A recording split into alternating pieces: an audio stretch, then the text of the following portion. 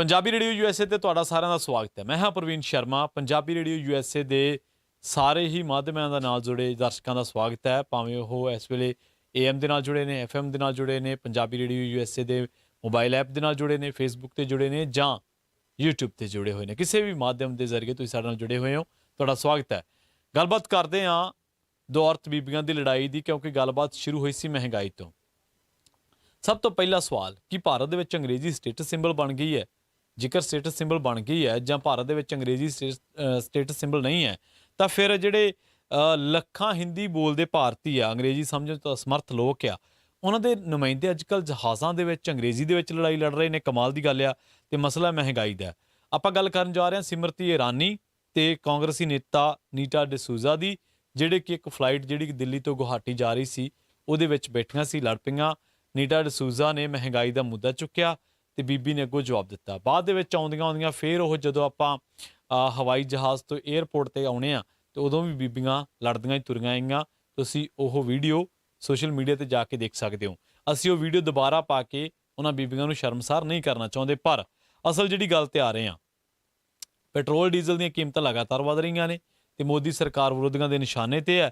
ਅਸਲ ਦੇ ਵਿੱਚ ਕੀ ਹੈ ਕਿ 16 ਦਿਨਾਂ ਦੇ ਵਿੱਚ ਪੈਟਰੋਲ ਦੀ ਕੀਮਤ ਜਿਹੜੀ ਹੈ 14 ਵਾਰ ਵਧੀ ਆ ਤੇ ਇਹਦੇ ਕੀਮਤਾਂ ਦੇ ਵਿੱਚ 10 ਰੁਪਏ ਪ੍ਰਤੀ ਲੀਟਰ ਦਾ ਜਿਹੜਾ ਵਾਧਾ ਹੋਇਆ। ਦਿੱਲੀ ਦੇ ਵਿੱਚ ਹੁਣ 1 ਲੀਟਰ ਪੈਟਰੋਲ 105 ਰੁਪਏ ਤੇ ਡੀਜ਼ਲ 97 ਰੁਪਏ ਵਿਕਦਾ ਵਾ। ਤੇ ਇਹਦੇ ਨਾਲ ਹੀ ਜਿਹੜੀ LPG ਦੀ ਕੀਮਤ ਹੈ ਤੇ ਗੈਸ ਸਿਲੰਡਰ ਦੀ ਕੀਮਤ ਉਹਦੇ ਵਿੱਚ ਵੀ ਬਹੁਤ ਵਾਧਾ ਲੰਘੇ ਦਿਨਾਂ ਦੇ ਵਿੱਚ ਹੋਇਆ। ਹੁਣ ਆਪਾਂ ਆਉਂਦੇ ਹਾਂ ਅਸਲ ਮਸਲੇ ਦੀ ਗੱਲ ਤੇ ਕਿ ਮਹਿੰਗਾਈ ਕੀ ਆ। ਭਾਰਤ ਇੱਕ ਧਰਮ ਨਿਰਪੱਖ ਦੇਸ਼ ਆ। ਭਾਰਤ ਦਾ ਸੰਵਿਧਾਨ ਕਹਿੰਦਾ ਕਿ ਸਾਰੇ ਧਰਮਾਂ ਦਾ ਸਤਿਕਾਰ ਆ, ਪਰ ਜੇਕਰ ਮਹਿੰਗਾਈ ਨੂੰ ਲੁਕਾਉਣਾ ਹੈ ਤਾਂ ਤੁਹਾਨੂੰ ਕੁਝ ਖਾਸ ਖਬਰਾਂ ਨੂੰ ਖਾਸ ਤਰੀਕੇ ਨਾਲ ਮੀਡੀਆ ਨੂੰ ਉਹ ਖਬਰਾਂ ਜਿਹੜੀਆਂ ਪੇਸ਼ ਕਰਨੀਆਂ ਪੈਂਦੀਆਂ।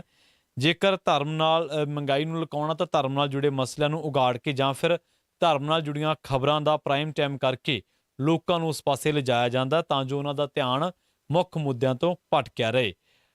ਹਾਂ, ਇਹ ਗੱਲ ਜ਼ਰੂਰ ਹੈ ਕਿ ਫਿਰਕੂ ਫਸਾਦ ਜਿੱਥੇ ਵੀ ਕਿਤੇ ਆ ਉਹ ਰਿਪੋਰਟ ਜ਼ਰੂਰ ਹੋਣੇ ਚਾਹੀਦੇ ਨੇ, ਪਰ ਉਹ ਵੀ ਇਸ ਤਰੀਕੇ ਨਾਲ ਕਿ ਹੋਰ ਫਿਰਕੂ ਫਸਾਦ ਜਿਹੜੇ ਆ ਉਹ ਨਾ ਵਾਪਰਨ।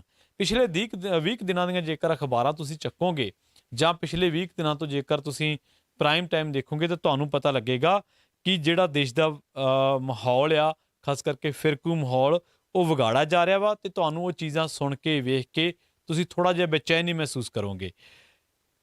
ਇੱਥੇ ਹੀ ਫਰਕ ਆ। ਅਸਲ ਦੇ ਵਿੱਚ PK ਫਿਲਮ ਆਈ ਸੀਗੀ ਜਿਹੜੀ ਪਖੰਡਵਾਦ ਤੇ ਚੋਟ ਕਰਦੀ ਸੀ। ਉਹ ਫਿਲਮ ਦਾ ਡਾਇਲੋਗ ਸੀ ਇੱਕ ਰੋਂਗ ਨੰਬਰ।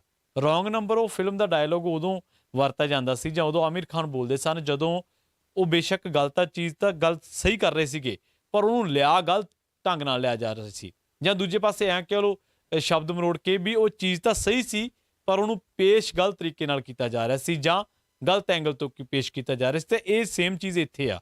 ਅਸਲ ਦੇ ਵਿੱਚ ਹੋਇਆ ਕਿ ਵੀ ਪਿਛਲੇ ਕੁਝ ਦਿਨਾਂ ਤੋਂ ਜੇਕਰ ਤੁਸੀਂ ਵਾਪਰੀਆਂ ਘਟਨਾਵਾਂ ਵੱਲ ਗੌਰ ਕਰੋਗੇ ਤਾਂ ਤੁਹਾਨੂੰ ਪਤਾ ਲੱਗੂਗਾ ਵੀ ਜਿਹੜੀ ਇਹ ਜਨਤਾ ਵਾ ਇਹ ਇੰਨਾ ਮਹਿੰਗਾ ਡੀਜ਼ਲ, ਪੈਟਰੋਲ, ਗੈਸ ਦੀਆਂ ਕੀਮਤਾਂ ਦੇ ਕੇ ਵੀ ਆਖਰ ਚੁੱਪ ਕਿਉਂ ਆ। ਮਹਿੰਗਾਈ ਨੂੰ ਧਰਮ ਦੇ ਜਿਹੜਾ ਪੱਤਾ ਵਾ ਉਹਦੇ ਨਾਲ ਲਪੇਟ ਕੇ ਲੁਕਾਇਆ ਜਾ ਰਿਹਾ ਵਾ। ਅਸਲ ਦੇ ਵਿੱਚ ਅਸੀਂ ਸਮਝਣੋਂ ਅਸਮਰਥ ਹੋ ਗਏ ਹਾਂ।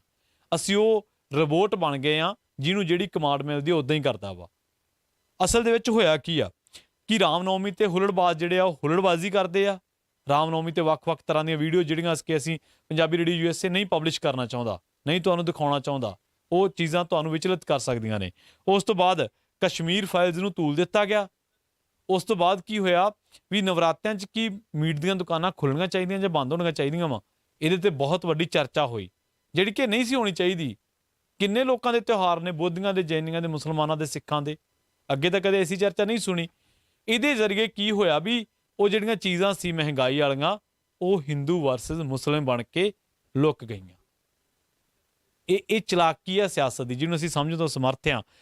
ਸ਼ੁਰੂ ਤੋਂ ਕਹਿਣੇ ਆ ਅਸੀਂ ਵੀ ਜਿਹੜੀ ਮਹਿੰਗਾਈ ਆ ਉਹ ਅਸਲ ਮੁੱਦਾ ਵਾ। ਜਿਹੜੇ ਸਿਮਰਤੀ ਇਰਾਨੀ ਵਰਗੇ ਆ ਅੱਜ ਜਿਹੜੇ ਲੜ ਪੈਂਦੇ ਮਹਿੰਗਾਈ ਦੀ ਗੱਲ ਕਰੀ ਤੋਂ, ਆਰਾਮਦੇਵ ਵਰਗੇ ਲੋਕ ਜਿਨ੍ਹਾਂ ਦਾ ਟਰਨਓਵਰ 2015 ਦੇ ਵਿੱਚ 5,000 ਕਰੋੜ ਦਾ ਸੀ, ਅੱਜ 30,000 ਕਰੋੜ ਦਾ ਵਾ।